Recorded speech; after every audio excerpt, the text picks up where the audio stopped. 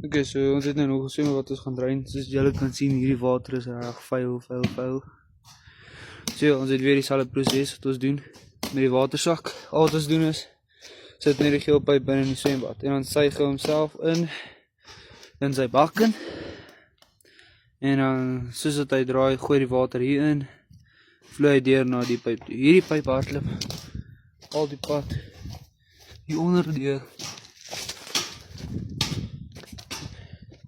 En hierdie is een pyp. Nou, ons het 'n stukkie PVC pyp gevat.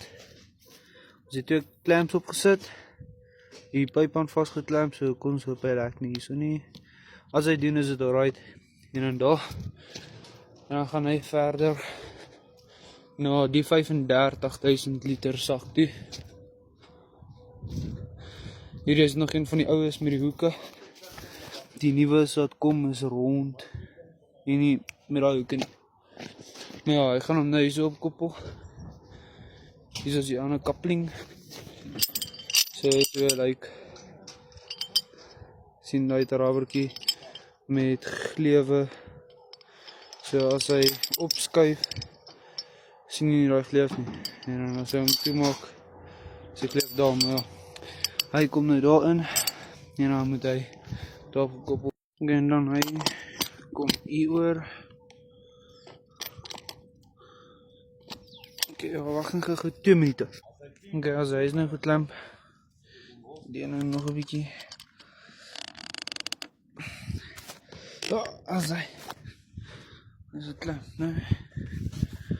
Kom net reg getrek, hierso. En as hy nou gaan ons gou gaan start. Tjo. En nou is besig met huis te renovate, so wat ons uitgekry om 'n swembad te renovate. So kom ons op, ons kan hom ry. So ver lyk die pyp goed.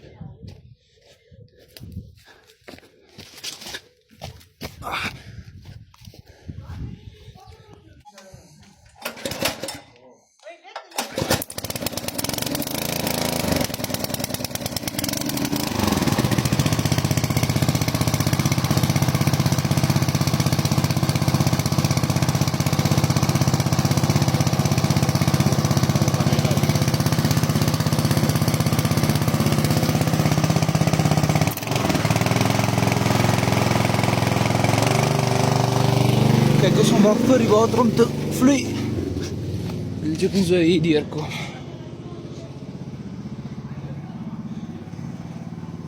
So raai pyp lyk asof hy gaan king. As hier kom die water.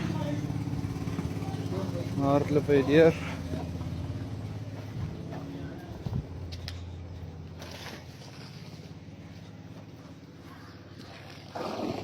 Nou, gaat hy daar.